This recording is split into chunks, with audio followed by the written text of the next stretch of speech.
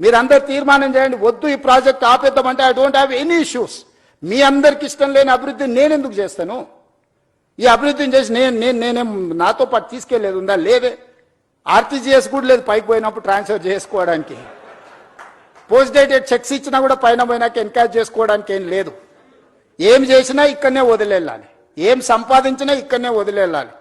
మీరు అందరు ఎవరన్నా ఏమన్నా ఫెసిలిటీ ఉంది భవిష్యత్తులో వస్తుంది అనుకుంటారేమో, చంద్రమండలం పోవడానికి అవకాశం ఉంది కాబట్టి సంపాదించింది పైకి పోయినప్పుడు ఆర్టీజీఎస్ కింద బదిలీ చేసుకోవచ్చు అని. I don't think so. A technology వచ్చినా అది అసాధ్యము. మనం చేసిన మంచి ఇక్కడే ఉంటుంది, మనం చేసిన చెడు ఇక్కడే ఉంటుంది.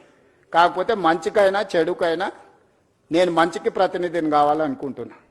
2 మంచి పనులు చేయడం ద్వారా ఈ సమాజానికి ఉపయోగపడితే నాకు ఇచ్చిన అవకాశాన్ని సార్థకత చేకూరుతుంది అని యంగ్ ఏజ్లో ఒక వ్యవసాయ కుటుంబం నుంచి గ్రామీణ ప్రాంతంలో నుంచి చదువుకొని వచ్చిన నాకు ప్రజలు ఇంత ఒక గొప్ప అవకాశాన్ని ఇచ్చారు. తెలంగాణ రాష్ట్రానికి 2వ ముఖ్యమంత్రిగా. చాలామందికి రాజకీయాలలో ఉండే వాళ్ళకి సర్పంచ్ నుంచి పార్లమెంట్ వరకు ఉన్న ప్రతి ఒక్కరికి ఒక ఆలోచన ఉంటుంది, ఒక్కసారైనా ముఖ్యమంత్రి అయితే బాగుండని.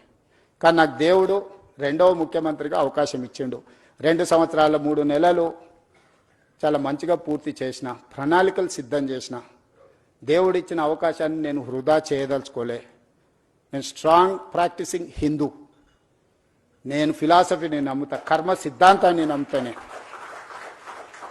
I respect other religions but I follow my religion.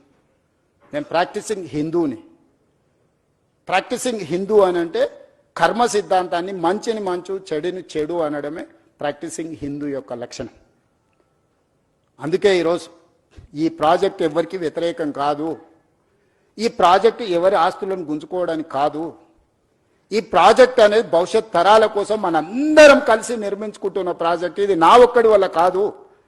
ఇలా పవర్ పాయింట్ ప్రజెంటేషన్ చేయడానికి ఎన్నో రాత్రులు, ఎన్నో గంటలు, ఎంతో మంది ప్రయత్నం చేస్తే ఆ డీటెయిల్ ప్రాజెక్ట్ రిపోర్ట్ ఈరోజు సిద్ధం చేసినాము.